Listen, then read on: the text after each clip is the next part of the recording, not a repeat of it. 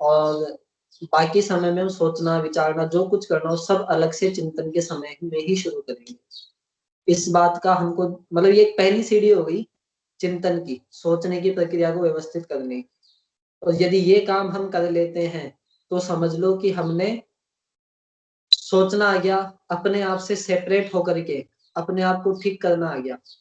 आदमी खुद को ठीक कब कर सकता है? जब वो खुद को ठीक कौन करेगा? जब वो खुद को उससे अलग अस्तित्व माने, तब वो उसको ठीक कर सकता है। अपने आंख में जो पानी गिरता है उसको हमारी आंखें नहीं देख पाती, उसको दूसरों की आंखें आसानी से देख सकती है। हमारी आंखों में जो काजल लगा हुआ रहता है उसको हमारी आंखें नहीं देख पाती, हम दूसरों की आंखों का काजल देख सकते हैं। यानी जब तक हम खुद को वो मान करके बैठे हैं, तब तक हम खुद को ना तो देख पाते हैं ना कंट्रोल कर पाते हैं। जब भी हमको खुद को ठीक करना पड़ेगा, कंट्रोल करना पड़ेगा, ऑब्जर्व करना पड़ेगा, एनालिसिस करना पड़ेगा, तो हमको खुद से अलग हटना पड़ेगा, अलग निकलना पड़ेगा, तभी जाकर के हम उस चीजों को देख पाएंगे। तो हम क्या अपने दिमाग को देखना शुरू करें कि क्या सोच रहा है, कैसे सोच रहा है, कितने नेगेटिव थॉट्स आ रहे हैं, कितने पॉजिटिव थॉट्स आ रहे हैं, पॉजिटिव कम क्यों आते हैं, नेगेटिव ज्यादा क्यों आते हैं, नेगेटिव जो आ रहे हैं उस पर वर्किंग कैसे करना है, पॉजिटिव जो आ रहे हैं उसको और ज्यादा इन्फ्लुएंस कैसे करना है, उसको बढ़ावा कैसे देना है। तमाम प्रकार की बातों पर काम करना शुरू करें। कब से? सबसे पहले लिखने से शुरू करें। जो भी विचार आए लिखने से शुरू करें, फिर उन सारी चीजों को लेकर के चिंतन के समय बैठें, फिर चिंतन के समय बैठ करके आगे का काम शुरू करना है। तो मोटे मोटे अर्थों में मैं बताऊं, हमको डायरी लिखने का अभ्यास बनाना है।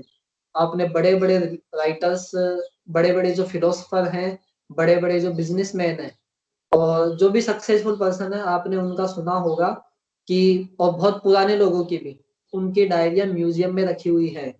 और वो डायरिया इतनी लिखते थे डेली कि डेली वो आधी से 1 घंटा डायरी लिखने में लगाते थे। उनके जीवन में क्या हुआ, क्या नहीं हुआ, कैसी घटना क्यों हुई, उसके प्रति उनका क्या रवैया था, खुद में उनमें क्या गड़बड़ियाँ थी और क्या सुधार किया। मतलब डायरी को उन्होंने मित्र की तरह बना रखा था, दोस्त की तरह। और मान करके चलो, दुनिया में और जो कम उम्र के हैं उनको तो लगता होगा कि मेरे मम्मी पापा मेरे हैं और मेरे दोस्त वगैरह मेरे हैं, और मतलब सब कुछ में एक अपनापन का भाव बहुत ज्यादा रहता है। लेकिन सही अर्थों में हमारा खुद से अच्छा मित्र कोई भी नहीं हो सकता, क्योंकि हम खुद के सबसे ज्यादा करीब होते हैं। खुद को, खुद के विचारों को, खुद की भावनाओं को हम सबसे ज्यादा समझ पाते हैं। दूसरे से तो शेयर ही नहीं कर पाते।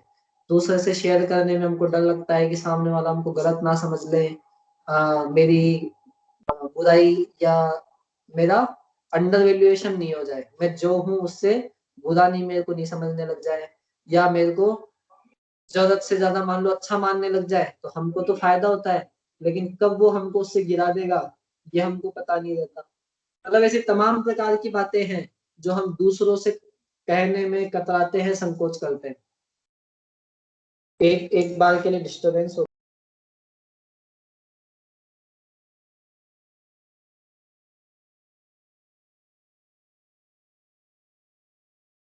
तो ऐसी तमाम प्रकार की बातें हैं जो हमको आगे जाने पर पता चलेगा कि डायरी यदि हम लिखते हैं तो सबसे अच्छा दोस्त हमारी डायरी हो सकती है, जिसको हम अपनी बातें शेयर कर सकते हैं, प्रॉब्लम आने पर चीजें बता सकते हैं और तमाम निष्कर्षों को वहां से निकाल सकते हैं। जिंदगी की सारी महत्वपूर्ण घटनाएं सब कुछ हमारी डायरी में लिख सकते हैं। और इससे फायदे क्या क्या होंगे? जितना भी लेखा जोखा जो हम दिमाग में लेकर के चलते हैं, एक व्यक्ति, मैंने बोला कि 60,000 से भी ज्यादा विचार एक दिन में हमारे दिमाग में चल रहे हैं, हम वो सारा का सारा बोझ डायरी में लिख करके अपना बोझ हल्का कर देते हैं। डायरी लिखना इतना जबरदस्त है, हमारा दिमाग बिल्कुल खाली हो जाता है, अपनी मस्ती में मस्त हो जाता है, कोई भी फिजूल की बातों को सोचता ही नहीं है। एक अपने मतलब बहुत लोग मैंने ऐसे देखे हैं जो, जिनके दिमाग की नसें इतनी तनी हुई रहती है, इतने तनाव में रहते हैं, हंसी खुशी गायब रहती है, उनको चेहरे के देखने से लगता है कि जैसे सारे संसार का बोझ, सारे संसार के संचालन की जिम्मेदारी भगवान ने केवल इस एक व्यक्ति को दे रखी है। इतना सारा बोझा लेकर के अपने दिमाग में चलते रहते हैं। उस सारे बोझ को उतार करके लिख देना है डायरी में। अब और आगे आपको हो सकता है अलग अलग तरह का है कि ये सारी चीजें तो मैं डायरी में लिख चुका हूँ, पहले भी कई बार लिख चुका हूँ, कोई सॉल्यूशन तो हुआ ही नहीं, पहली बात तो हम लिखना शुरू करें, दूसरी बात सॉल्यूशन भी होगा जब हम उसके सॉल्यूशन पे काम करेंगे, और फिर भी कोई दिक्कत आती है तो जो लोग डायरी लिखने में आपसे आगे चल रहे हैं, जैसे मान लो मतलब बहुत लोग होंगे जिनको 5 साल हो गए, 7 साल हो गए, 8 साल हो गए, 10 साल हो गए, आप उनसे जाकर के मिलिए कि मेरे को तो सॉल्यूशन मिला नहीं, मैंने किसी समझदार व्यक्ति ने कहा था तो मैंने डायरी लिखना तो शुरू कर दिया लेकिन मेरे को उसका कोई भी फायदा नजर नहीं आ रहा। आप आगे से आगे उसका सॉल्यूशन देखना शुरू करें। पहला फायदा तो सबसे बड़ा ये होगा कि मस्तिष्क का सारा बोझा उतर करके उस डायरी में आ जाएगा। आपके कामों से संबंधित चीज है तो सारे के सारे काम उसमें लिखे हुए आ जाएंगे। आपके साथ कोई चोट हो जाती है भयंकर वाली, जिंदगी कुछ सिखा जाती है, उसके लिए आपके एक अनुभव की डायरी रहेगी। आप उस अनुभव की डायरी में सारी बातें लिख देंगे। काम की बात है तो आज के कामों की अलग डायरी हो गई, टेम्परेरी डायरी। आगे के काम है तो डेट वाइज एक डायरी हो सकती है, या दोनों डायरियां एक ही हो सकती है कि आप डेट वाइज डायरी बना लो और उसमें डेट वाइज काम मेंशन करो। और तीसरा क्या हो सकता है, फ्यूचर की यदि कोई प्लानिंग है जो काम से रिलेटेड नहीं है लेकिन आपके करियर से रिलेटेड है, चाहे और कुछ भी, जैसे आपने सोचा मेरे को पीएचडी करनी है, आपने सोचा है कि मेरे को एक बिजनेस खड़ा करना है, मतलब उसमें डेट का कोई रोल नहीं है फिलहाल, लेकिन आपके दिमाग में बस एक विचार आया, तो उसके लिए एक चिंतन की डायरी रखो जिसमें पेंडिंग थॉट्स रहेंगे आपके, जिन पे काम करना बाकी है। थॉट्स ऐसे जो पेंडिंग है और जिन पर काम करना बाकी है, उन सारे के सारे विचारों को उसमें लिख डालो। फिर क्या करना है, चिंतन के समय बैठना है। सबसे पहला काम जो अनुभव वाली डायरी है उसको कंप्लीट करना। पास्ट में जो घटना हो गई और आपको बार बार हर्ट कर दी है, परेशान कर दी है, बार बार किसी की याद दिला दी है, उन सारे भावनाओं को, अनुभवों को सबको लिख लो उस वाली डायरी। दूसरा आता है फिर वर्तमान के काम। वर्तमान के काम आपके जो भी चल रहे हैं उसको आपको डेली मेंटेन करना है। बहुत लोग ऐसे देखे हैं और मेरे से भी कई बार ये गलती होती है कि वर्तमान में जो भी चल रहा है, एक गलती क्या, कि वर्तमान में जो भी चल रहा है अपन उसको मैनेज नहीं करते।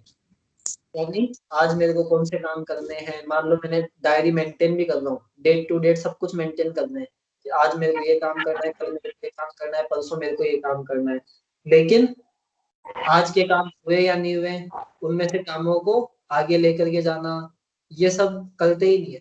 मतलब पुराने कामों को काटना, जो हो चुके उसको काटना, जो काम बच गए उसको नेक्स्ट दिन लेकर के जाना, और जो करने ही नहीं है उनको हटाना। मतलब हम डेली जो अपडेशन होना चाहिए वो अपडेशन ही नहीं करते, बहुत लोग ऐसे हैं। इससे होता क्या है, आपने डायरी करने की आदत बना ली, उसमें लिख रखा था 27 तारीख को कि हाँ मेरे को एग्जाम फॉर्म भरना है, अब हुआ है 27 तारीख को डायरी देखने की याद नहीं है। अब आप बोलोगे यार अच्छी डायरी लिखी, इससे अच्छा तो मैं ऐसे ही याद रख लेता था। तो हमको डायरी को रूटीन का अंग बनाना पड़ेगा, सबसे अच्छा दोस्त। मतलब दिन में एक बार हम अपनी जितनी भी डायरियां हैं उन सबको एक बार तो देख ही ले। देखने का मतलब चाहे बाहर से ही देख ले कि हाँ अनुभव की डायरी है, हाँ मेरी बनी हुई है, इसमें कोई बात है क्या, लिखनी सोचनी समझनी, बस इतना सा एक बार क्विक रिवीजन करना है, आएगा कि नहीं कोई दिक्कत नहीं है। चिंतन की जो डायरी है, जो पेंडिंग चिंतन थे उनमें सोच लो कोई बात है क्या। मान लो आपके पास था कि हाँ मेरे को ये वाला कोर्स करना है या नहीं करना, अब पता चला आपने उस चिंतन की डायरी को 3 साल तक उठाया ही नहीं, पता चला आपकी एज चली गई या आपने कोई दूसरा कोर्स ज्वाइन कर लिया, ऐसा काम भी नहीं होना चाहिए। आपको एक क्विक रिवीजन करना है, देखना है कि हाँ इन इन बिंदुओं पे मेरे को सोचना है या नहीं सोचना है, इन इन बिंदुओं पे कब काम करना है, या उसमें एक टाइम लिमिट भी फिक्स कर सकते हैं। एक जो उसको इंग्लिश में बोलते हैं, एक फ्लो चार्ट टाइप या बेंचमार्क, या एक निर्धारित कर सकते हैं कि आपको कब कौन सा काम कब हो जाना चाहिए, यानी एक तरह से उसकी लास्ट डेट आप निर्धारित कर लें। और सबसे इम्पोर्टेंट फिर आती है करंट की डायरी।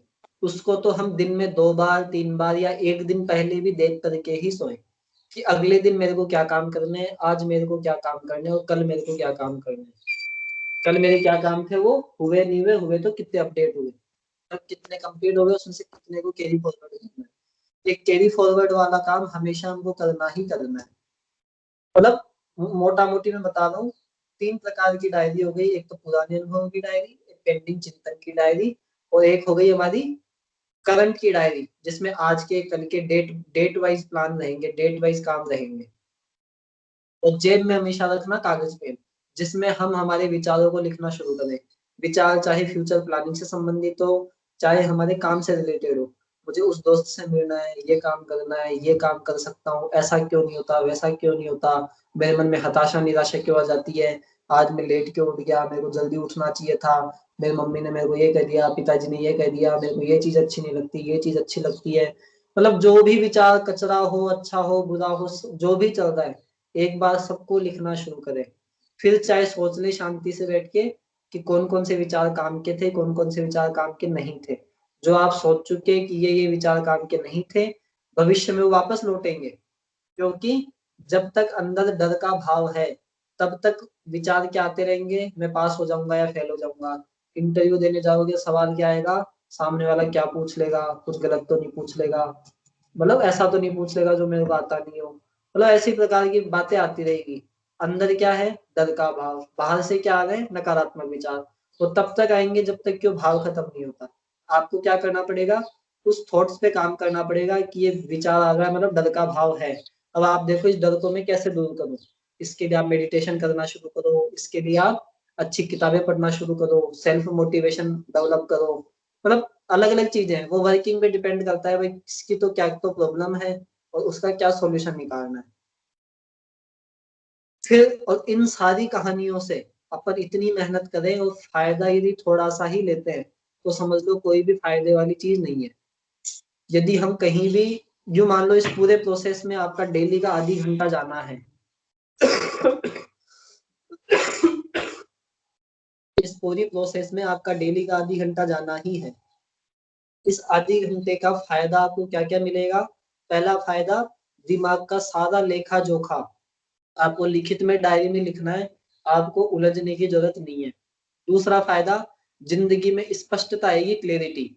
स्पष्टता क्या, कौन कौन से काम मेरे को करने हैं, कौन कौन से काम मेरे को छोड़ने हैं, किन किन विचारों पे मेरे को दिमाग नहीं लगाना है, किन किन विचारों को मेरे को और ज्यादा जोर देना है, प्रभावित इन्फ्लुएंस डालना है।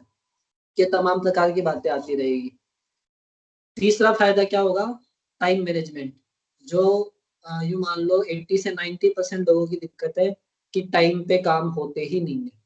इसमें मैं भी शामिल हूँ। मतलब बहुत टिपिकल काम है कि हमने जो चीजें डिसाइड करी है, हम उस पे काम कर पाए।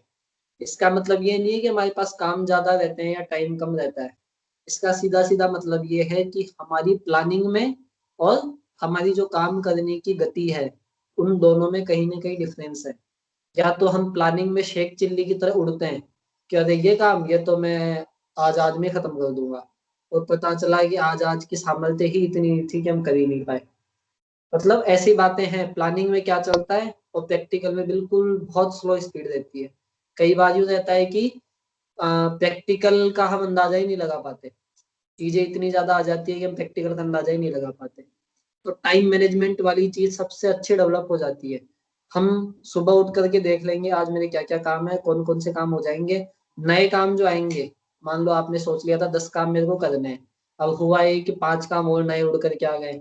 अब उस समय शांति से सोच लो कि इन 10 कामों में से उन 5 कामों की प्रायोरिटी क्या है, टोटल 15 कामों में किनको आगे के लिए फॉरवर्ड करना है, पेंडिंग करना है, पोस्टपोन करना है, और किनको मेरे को आज ही करना है।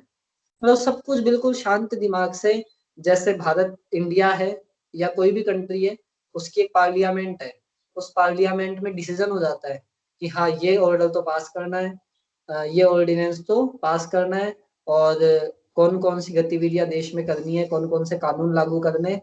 सिंपली सारे लोग बैठ करके डिसाइड कर लेते हैं।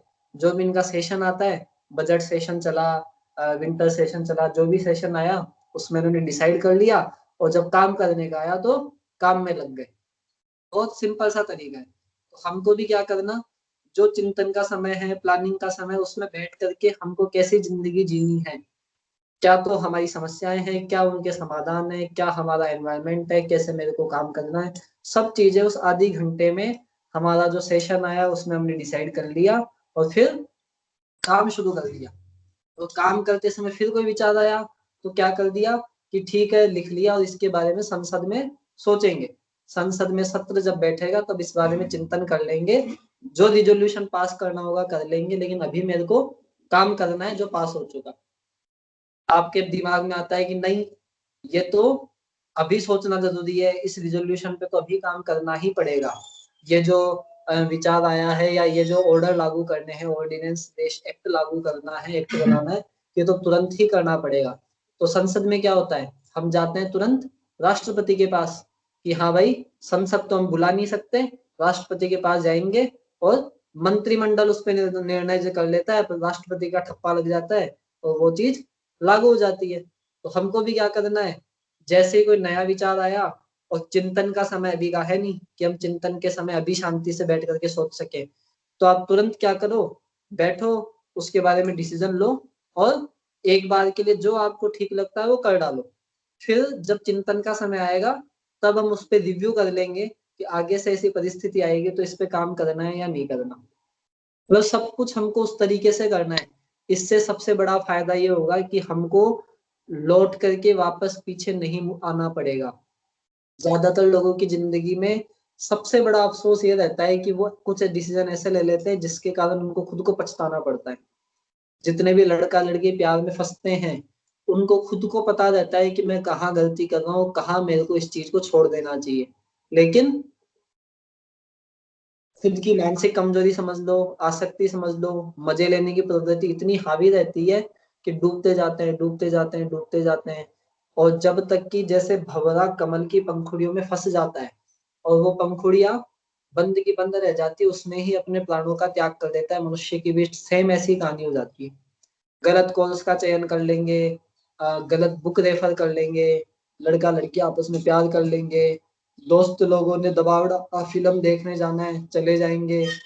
यदि 5-10 मिनट सही से डिसीजन ले लेते तो 3 घंटे फिल्म देखने में खराब नहीं होते। मतलब तमाम ऐसी प्रकार की बातें हैं जो होती रहती है, चलती रहती है। तो हमको क्या करना, इन सब चीजों के बारे में गहराई से सोचना है, स्पष्टता लेकर के आनी है, टाइम मैनेजमेंट विकसित करना है। और चौथा फायदा इसमें जो होने वाला है वो ये है कि हमारा मन सदेगा। हमारा मन क्या है, बहुत ही ज्यादा उच्च श्रृंखलित है। उच्च श्रृंखलित मतलब व्यवस्थित नहीं होना चाहता। मन में आया जब जो काम कर लिया, मन में आया सोना है सो गए, मन में आया संगीत सीखना है सीख लिया, मन में आया कि टेलीविजन देखना है देख लिया, मन में आया कि घूमने चलना है घूम लिया। ये हो क्या रखा है, हमने अपने मन को बहुत ही अस्त व्यस्त बना रखा है, अनियंत्रित बना रखा है। इसका नुकसान क्या हो रहा है, खुद पे ही हमारा भरोसा नहीं है कि हम ये काम टाइम पे कर पाएंगे या नहीं कर पाएंगे। और खुद कोई डिसीजन भी ले लेंगे तो मन साथ नहीं देगा, मन बोल देगा छोड़ दे यार, क्यों पड़ा है, मस्त मजे दे, क्या लेना देना है। इस प्रकार की बातें आ जाएगी। तो जब हम लिखित में काम करना शुरू करेंगे तो हमारा मन उसमें, मतलब मन भी उस धीरे धीरे पटरी पे आने लगेगा, उस टाइम मैनेजमेंट के हिसाब से चलने लगेगा। आपने सोचा है कि मेरे को 5:30 बजे सुबह उठना है, मन नहीं मानेगा, लेकिन आप प्रयास करोगे, आपने ऑर्डिनेंस पास कर दिया, एक्ट बना दिया, हाँ भाई उठना है, तो मन धीरे धीरे उस पर आने की कोशिश करेगा। आपने नियम बना दिया कि मेरे को इतनी बजे ये काम करना है, ऑर्डिनेंस पास कर दिया, एक्ट ले आए, तो मन धीरे धीरे अब सोचना शुरू करेगा कि मेरे को हाँ इस पे काम करना है। आपको पता चलेगा कि मन को मैं कितना खींच सकता हूँ, कितना वो वश में आ सकता है, कितना मैं उसको कंट्रोल कर सकता हूँ। मन सदने लगेगा। मन तमाम प्रकार के नकारात्मक विचार, आलस्य, काम, क्रोध, लोभ, मोह, मतलब ऐसी बातें आपके सामने रखेगा ही नहीं। और एक चीज आपको पांचवा फायदा जो होगा वो ये होगा, हमको ये पता चलेगा कि हमको किसके बारे में नहीं सोचना है। डायरी लिखने से आपको ये पता चलेगा कि हमको किसके बारे में नहीं सोचना है, क्योंकि हमारा दिमाग आधे से ज्यादा उन चीजों के बारे में सोचता रहता है जिनके बारे में हमको सोचना ही नहीं है। क्योंकि हम आधे से ज्यादा काम तो कर चुके हैं, पास्ट की घटनाएं जो हमारे साथ हो चुकी है और उस पे हम निष्कर्ष में निकाल चुके हैं, सीखने की चीज सीख भी चुके हैं, अनुभव इकट्ठा कर चुके हैं, फिर भी हमारा मन वहीं अटका रहता है। क्योंकि मन में कहीं ना कहीं एक आशा उम्मीद रहती है, काश ऐसा हो जाता तो कितना अच्छा होता। मतलब वो काश में ही जीते रहते हैं, काश ये नहीं होता तो कितना अच्छा रहता। और आप खुद सोच करके देखो, जो घटना हो चुकी है और आपको सिखा करके जा चुकी है, फिर भी हम सोचते रहे कि काश ऐसा होता तो कितना अच्छा होता। ऐसी चीज में हम अपना समय श्रम लगाते रहे, क्या फायदा है। तो उन चीजों के बारे में नहीं सोचते जिनके बारे में हमको नहीं सोचना है। और अगला फायदा हमारे दिमाग का, जो मैंने क्या बताया, काम हम खुद करते हैं, दिमाग हमसे करवाता है। हमारा आउटपुट कब ज्यादा आएगा, जब दिमाग उसमें पूरा का पूरा लगेगा। लेकिन दिमाग में हम तमाम प्रकार की बातें, तमाम प्लानिंग बोझा लेकर के घूमते रहते हैं। तो होता क्या है, आधा दिमाग तो हमारा उस बोझ को ढोने में लग जाता है और आधा दिमाग ही हम उस काम में लगा पाते हैं। ये सारी चीजें हमने लिख दी तो हुआ क्या, माइंड हो गया हमारा पूरा फ्री, और हम केवल जो वर्तमान में चल रहा है उसको अपना 100% डिवोशन दे पाएंगे। तो हमारा यूं मान लो कि 90% जो दिमाग फालतू बातों में लगा हुआ था वो भी सारा का सारा एकाग्र होकर के 100% पूर्णता की स्थिति आने लगती है। और खुद के बारे में हमको एक सजगता अंदर से डेवलप होने लगती है कि हाँ, मैं क्या चीज हूँ, मेरे को कैसे काम करना है, क्या नहीं करना है, कैसे करना है। और जो लोग डिप्रेशन, टेंशन, तनाव में जाते जा रहे हैं, अनिद्रा की दिक्कत हो चुकी है, और कुछ पता ही नहीं रहता, पढ़ने बैठते हैं दिमाग में क्या घुस रहा है क्या नहीं घुस रहा है, और उनको खुद को नहीं लग रहा, वो फालतू फालतू सॉल्यूशन पे काम कर रहे हैं। मतलब मेरे ऐसे मित्र हैं जिनको यूं लगता है कि अ, मैं इस चीज से परेशान हूँ, मतलब दूसरे दोस्तों के कारण, लेकिन वास्तव में वो इस कारण परेशान होते ही नहीं है। उनके अंदर की ही वीकनेस इतनी ज्यादा रहती है, अंदर से वो स्ट्रोंग नहीं होते, कि फालतू चीजों में ही परेशान होते रहते हैं। तो हम डायरी लिखने की आदत बनाएं, 3 प्रकार की डायरी सब जरूर बनाएं, जेब में हमेशा कागज पेन रखना शुरू करें। और जो हमारे MIS के प्रभारी हैं वो तो इस बात का जरूर ध्यान रखें। और एक एक विचार बहुत कीमती है, जो भी थॉट्स आ रहा है बहुत कीमती है, चाहे नेगेटिव है चाहे पॉजिटिव है। वो एक इंडिकेशन है आपके सामने, इसका पीछे जो पूरी पिक्चर है उसका ट्रेलर है। जैसे शरीर में मान लो कोई बीमारी होती है, किसी के खांसी हुई, जुकाम हुई, कहीं फोड़ा फुंसी हुई, वास्तव में वो एक फोड़ा फुंसी नहीं है। हमारे शरीर में कहीं ना कहीं गंदगी जमना शुरू हो गई, कचरा जमना शुरू हो गया, वो वास्तव में उसको प्रेजेंट करता है। आपके एक फोड़ा हो गया, उसमें से मवाद निकल दिया, यानी अंदर शरीर में कचरा जमा हो गया। आपके दिमाग में एक नेगेटिव थॉट्स आया, इसका मतलब कि अंदर कहीं ना कहीं बुरे भाव है, चाहे डर का भाव हो, काम वासना का भाव हो, क्रोध का भाव हो, कुछ भी भाव हो, ईर्ष्या का भाव हो, यानी अंदर खजाना भरा पड़ा है। उसकी सफाई करना जरूरी है। सफाई नहीं करोगे तो क्या होगा, भविष्य में वो बीमारी और बड़ा रूप लेकर के आएगी, फिर आपको हाथ धो करके लगना पड़ेगा। तो हमारे लिए बेहतर ये है कि हम समय रहते चीजों को ठीक कर लें। समय रहते चीजों को ठीक नहीं करेंगे तो बाद में वो बड़ी बीमारी के रूप में सामने आएगी। विवेकानंद जी का उदाहरण है।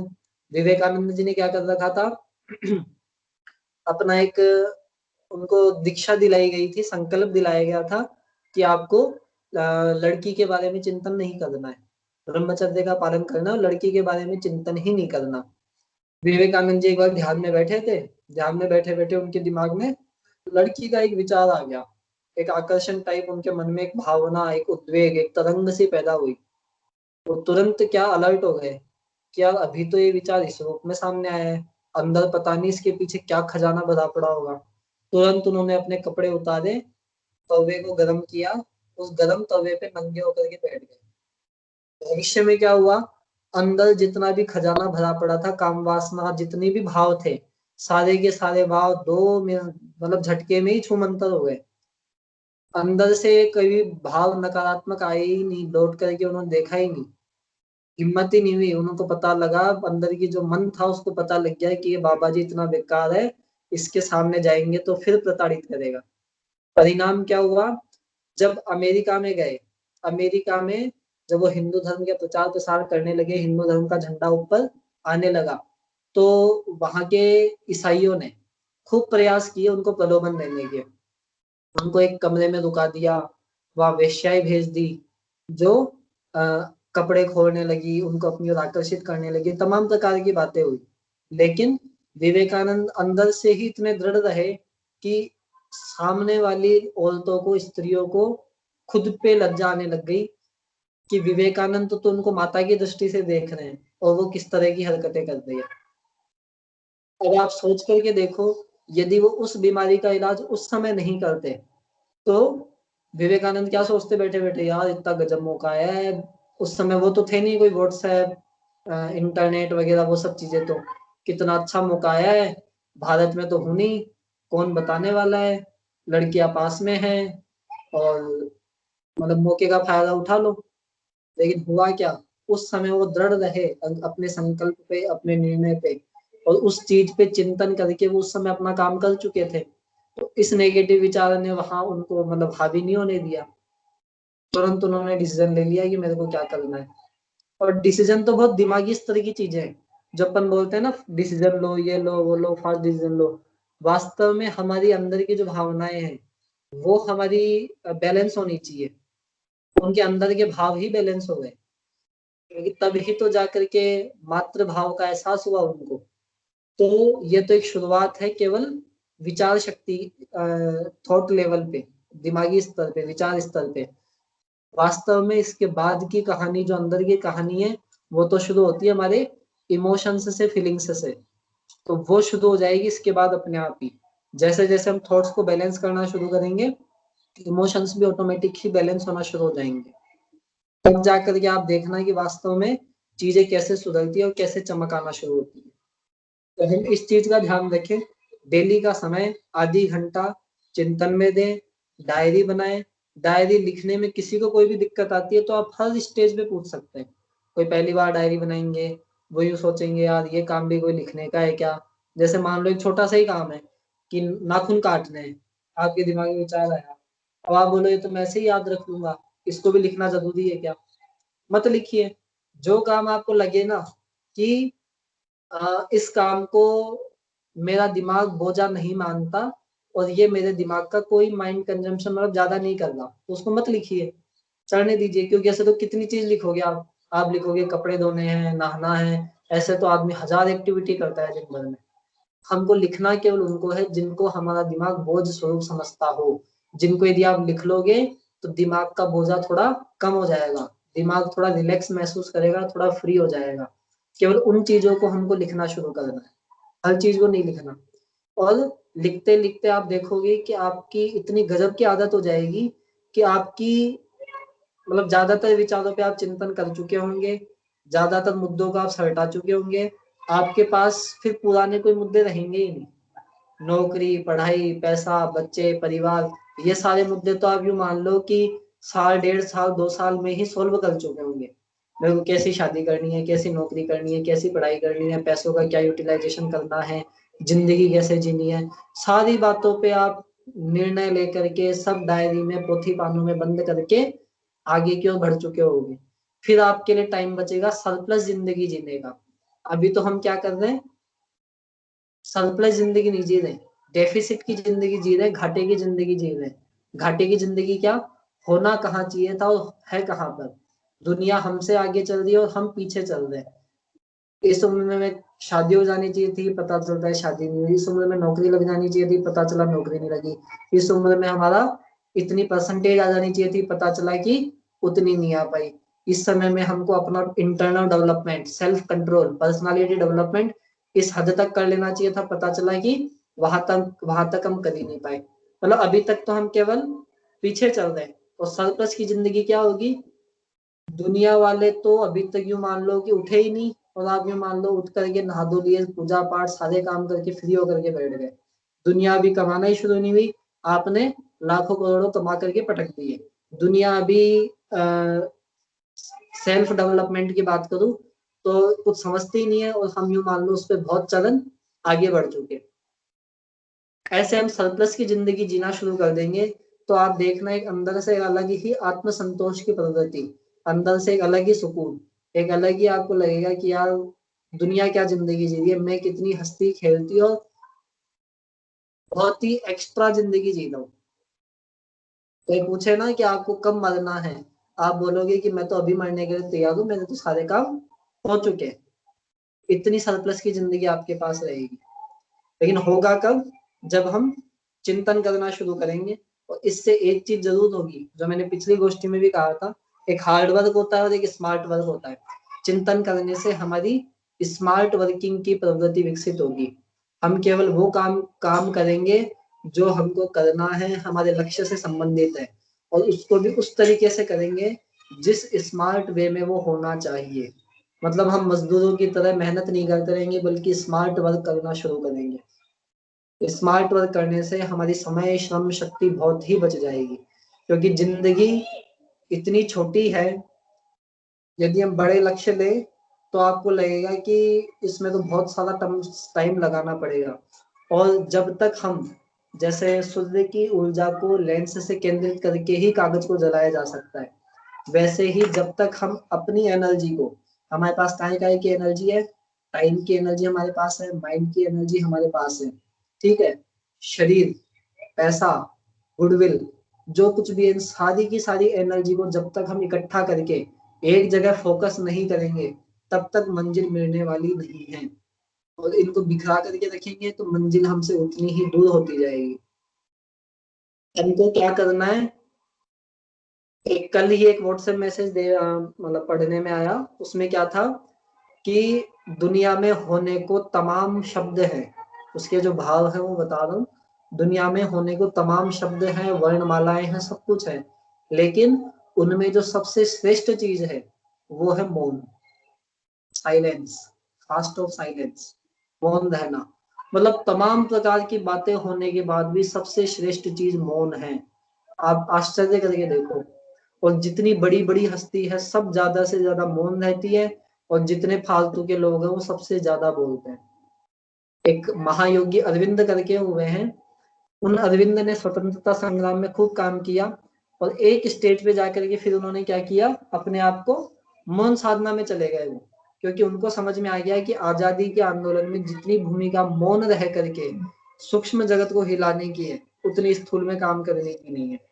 और कहते हैं कि योगी अरविंद के प्रभाव से ही उन्होंने सूक्ष्म जगत में जो हलचलें उत्पन्न करी, भगत सिंह, चंद्रशेखर आजाद, सुभाष चंद्र बोस, ऐसे क्रांतिकारी केवल और केवल उनकी साधना के प्रभाव से ही पैदा हो पाए थे। अगला उस मैसेज में क्या पॉइंट था, यूं तो दुनिया में बहुत सारे रंग हैं, लेकिन जो सबसे महत्वपूर्ण है, मतलब उसके जो भाव थे वो ये थे कि उसमें भी जो सफेद रंग है उसकी कुछ बात ही अलग है। वो वास्तव में बात भी सही है। आप कितने ही प्रकार के रंग बिरंगे सब कुछ है, लेकिन जो वास्तव में जो व्हाइट कलर में जो बात है, यानी जो खालीपन है, वो सबसे ज्यादा उसी में। अगला पॉइंट उसमें क्या था कि यूं तो दुनिया में खाने के व्यंजन बहुत है, लेकिन जो सबसे श्रेष्ठ चीज है वो है उपवास, फास्टिंग, क्योंकि सारी की सारी बीमारियां उससे ठीक होती है। आदमी खुद के अंदर झांकने की योग्यता उसके अंदर विकसित हो पाती है। सब कुछ सारी चीजें उपवास से आने लगती है। और वैसे बहुत लंबा मैसेज था, उसमें बहुत सिंपल सिंपल चीजें थी। जैसे अपन कहते हैं ना कि शादियों में जाने के बाद कि असली पेट तो रोटी से ही भरता है, बाकी किसी चीज से भरता ही नहीं है, सेम वो वाली चीज लागू है। तो हमको भी क्या करना है, सब चीजों से पीछे हट करके मौन रहना शुरू करना, एकांत में रहना शुरू करना, अपनी शक्तियों को जोड़ना शुरू करना है, अपने भीतर काम करना शुरू करना है, अपने आप को एकाग्र करके केवल और केवल लक्ष्य पे अपने आप को केंद्रित करना शुरू करना है। फिर देखो आपको समझ में आएगा कि जिंदगी में मेरे को अब तक मंजिल क्यों नहीं मिली, अब कैसे मिलेगी, कैसे मेरे को काम करना है, कैसे लक्ष्य को हासिल करना है। और थोड़ा मैंने पहले भी निवेदन किया था, महापुरुषों के साथ उठना बैठना शुरू करें। हम क्या कर रहे हैं, फालतू के लोगों के साथ बैठ करके अपनी जिंदगी गुजार रहे हैं। फालतू के लोग में हमारे माँ बाप भी शामिल है, बहन, माँ बाप, भाई बहन, दोस्त वगैरह, जो भी हमारा सर्किल है सारे शामिल हैं। जिनका भी चिंतन बहुत ही सामान्य स्तर का है, वो सारे के सारे यूं मान करके चलो कि हमको कहीं भी उठा नहीं सकते। हमको किन लोगों के साथ उठ बैठ शुरू करनी है, जो कुछ अलग हट करके सोचते हैं, जो उच्च स्तर का चिंतन सोचते हैं, जिन्होंने वास्तव में जिंदगी में कुछ काम किया है। और जो उच्च स्तर का चिंतन रखते हैं उनके पास आप जा नहीं सकते। आप किसी भी देश के प्रधानमंत्री आपको लगते हो कि हाँ यार ये उच्च स्तर का चिंतन है, आप उनके पास जा ही नहीं सकते। किसी भी स्तर का बिजनेसमैन है बड़ा, आप उसके पास जा ही नहीं सकते। और जा सकते हो तो केवल मिल सकते हो, लेकिन जिंदगी उसके साथ नहीं जी सकते। तो हमको क्या करना है, महापुरुषों की किताबों को पढ़ना शुरू करना है।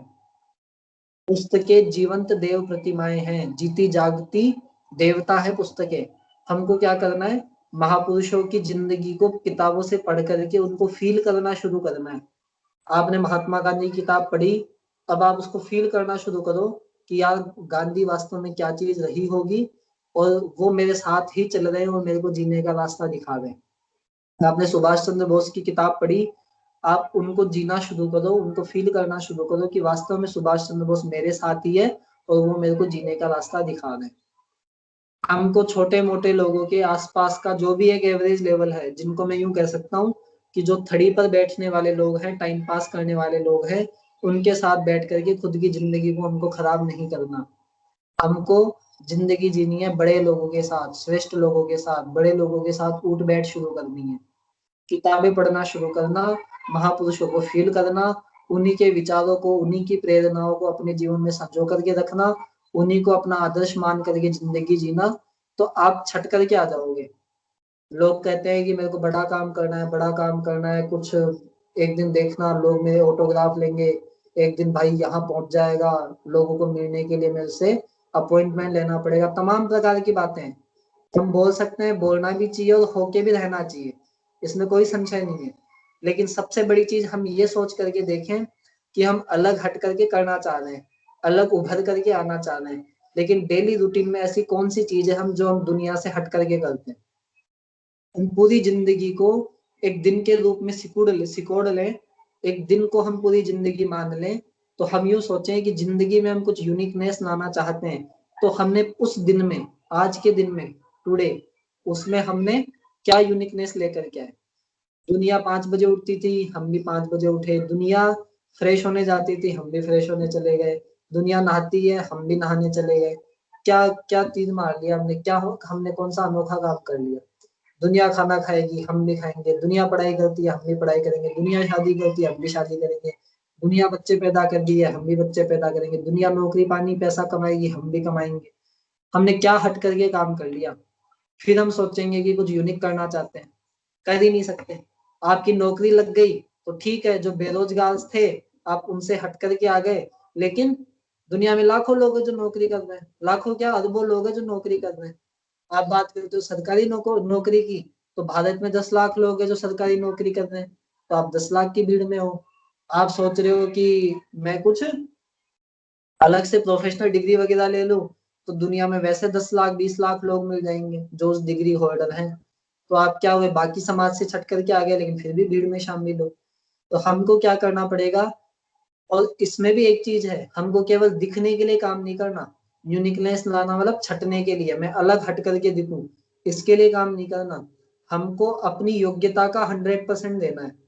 भीड़ उसमें कितनी है, क्या है, कितने हम पीछे रहे, कितने छटे नहीं छटे, ये आकलन करना हमारा काम नहीं है। हमारा काम है कि हम अपनी योग्यता का ज्यादा से ज्यादा यूटिलाइजेशन करें, उसको डेवलप करें, उसको काम में लें। योग्यता को ज्यादा से ज्यादा विकसित करना, उसको निखारना, उसको काम में लेना, ये सबसे महत्वपूर्ण चीज है। और इसका आकलन हमको डेली करना पड़ेगा। उनका मैं टिम कुक का कई बार उदाहरण देता हूँ। इतने व्यस्त एप्पल के जो सीईओ हैं, इतने व्यस्त शेड्यूल होने के बाद भी पौने 9 9 बजे तक सो जाना, सुबह उठ करके साढ़े पौने 4 बजे 3:30 बजे उठ करके 1 घंटा मेडिटेशन करना। जो आदमी घंटों के अरबों रुपए कमाता हो, वो मेडिटेशन करने बैठे। आप सोचोगे कि यार ये तो 1 घंटे का मतलब इतने करोड़ों का नुकसान हो गया, सीधी सीधी बात है। लेकिन अगला बेवकूफी कर रहा है, हम वो बेवकूफी करेंगे नहीं, हम सोते रहेंगे, क्योंकि सोने में वास्तव में मजे हैं, आनंद है। सर्दियों में कंबल ओढ़ करके सो, क्या मजेदार नींद आती है। उसको क्या पता बेचारे को। इनको सोचना पड़ेगा इन सब चीजों पे कि क्या चीज जिंदगी को अलग बनाती है, क्या चीज स्पेशलाइजेशन लेकर के आती है, किन चीजों को हम जिंदगी में लागू करें तो चमक पैदा होती है। उन सारी चीजों को सोच करके डेली रूटीन में लागू करना पड़ेगा। हमारा हर आज का दिन कल के दिन से बेहतर होना चाहिए। हमारा हर आज का दिन बीते हुए कल के दिन से बेहतर होना चाहिए। यदि हमारा आज का दिन बीते हुए कल से बेहतर है, तब तो समझो कि हाँ, हमने कुछ प्रगति करी, कुछ अचीव किया। और यदि वैसा नहीं हो रहा, तो हम समझो कि हम हमारा ग्राफ गिर रहा है, हम नीचे की ओर जा रहे हैं। इस बात पे हम गहराई से सोचें, चिंतन करें। आज की गोष्ठी हम यही समाप्त करते हैं। मैं वापस समराइज कर रहा हूँ। डायरी लिखने की आदत डालनी, 3 प्रकार की डायरी बनानी। एक पास्ट घटनाओं की, अनुभवों की डायरी। दूसरी करंट की डायरी, जिसमें हम काम नोट करेंगे। तीसरी डायरी चिंतन की डायरी, भविष्य की डायरी, प्लानिंग की डायरी, जो पेंडिंग थॉट्स है उनकी डायरी। ठीक है। और उनमें हमको भरना भी है, लिखना भी है, जो काम हो चुके हैं उनको काटना भी है, कैरी फॉरवर्ड भी करना है, जो चिंतन हो चुका है उनको भी डिलीट करना है। कई बार चिंतन वाला चेंज भी हो जाता है, यानी जो चीज आपको पहले सही लगती थी आप सोचोगे यार ये तो गलत लिख दिया था, उसको रेक्टिफाई भी करना है। तो कागज पेन डायरी हाथ से बना लो तो वो कर लो। युवा लोग डिजिटल फॉर्म में रखना चाहते हैं, जैसे मैं खुद हूँ, मैं डिजिटल फॉर्म में रखता हूँ। डायरी केवल एक ही बना रखी है, बाकी सबको डिजिटलाइजेशन कर रखा है, तो डिजिटल फॉर्म में कर सकते हैं। जो करंट की डायरी है उसके लिए कई प्रकार के एप्लीकेशन आते हैं, जैसे गूगल कैलेंडर नाम से है। आप गूगल कैलेंडर डाउनलोड कर सकते हैं, उसमें अपना डेली का जो करंट की डायरी है उसको आप नोटिंग कर सकते हैं। इससे आपका दिमाग का 90% बोझा खत्म हो जाएगा, और वो 90% लगेगा वर्तमान के कामों में। एनर्जी का लेवल आपका सीधा यूं मान लो 10 गुना ज्यादा हो जाएगा, दिमाग फ्री रहेगा, मन सदना शुरू होगा, क्लैरिटी आएगी जिंदगी को लेकर के, कहीं भी असमंजस नाम की चीज रहेगी ही नहीं। डिप्रेशन तनाव सब छूमंतर हो जाएगा। डायरी आपकी सबसे अच्छी दोस्त बन करके रहेगी। जब भी आप जिंदगी से परेशान होगे, अपनी डायरी के पन्ने उठाओगे, उसमें से आपको सॉल्यूशन मिलेंगे। और जब भी आप जिंदगी से परेशान होगे, किसी को कुछ शेयर करना चाहते हो, अपनी डायरी में ही अपनी मन की बातें लिखो, कहानियां लिखो। उस डायरी को यदि आपको छुपा के रखना है तो एक अच्छी सी जगह छुपा करके रखो, जहाँ कोई देख ना पाए, केवल खुद ही उसको देख पाओ। जब वो आउटडेटेड हो जाए, आपको लगे काम की नहीं रही, ताले में बंद कर दो, नष्ट कर दो, जला दो, फाड़ दो, कांटा लगा दो, रद्दी में बेच दो। इस तरीके से आप काम कर सकते हैं। और कोई प्रश्न हो तो भी शांति पाठ के बाद पूछ सकते हैं। शांति पाठ। ओम द्योः शांति अंतरिक्षध्वं शांतिः पृथिवी शांतिरापः शांतिरोषधयः शांतिः वनस्पतयः शान्तिर्विश्वे देवाः शान्तिर्ब्रह्म शान्ति सर्वद्वं शान्तिः शान्तिरेव शान्ति सामा शान्तिरेधि। ओम शांतिः शांतिः शांतिः सर्वादिष्टसु शान्तिर्भवतु। अब जिनके जो प्रश्न हो बेहिचक पूछ सकते हैं। कुछ लोग नए आए हैं, मन में ऐसा ऐसा कुछ नहीं सोचे कि आ, कोई क्या सोचेगा, पूछूं नहीं पूछूं, बाद में पूछ लूंगा। अभी का जो समय चल रहा है वो सबसे अच्छा समय है अच्छे काम के लिए। जब जो मौका मिले वो काम तुरंत कर डालो, और उसको करके खत्म करो। तो जो प्रश्न हो पूछना चाहे पूछ सकते हैं।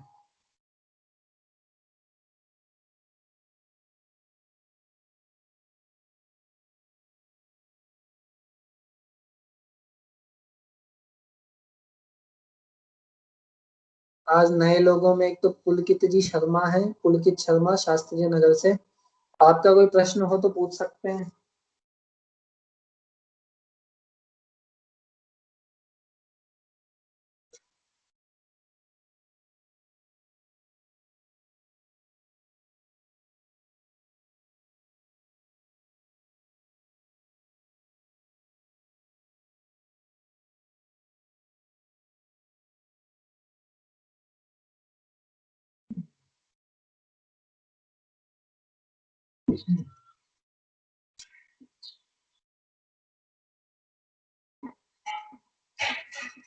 फिर समाप्त करते हैं, कोई प्रश्न नहीं हो तो।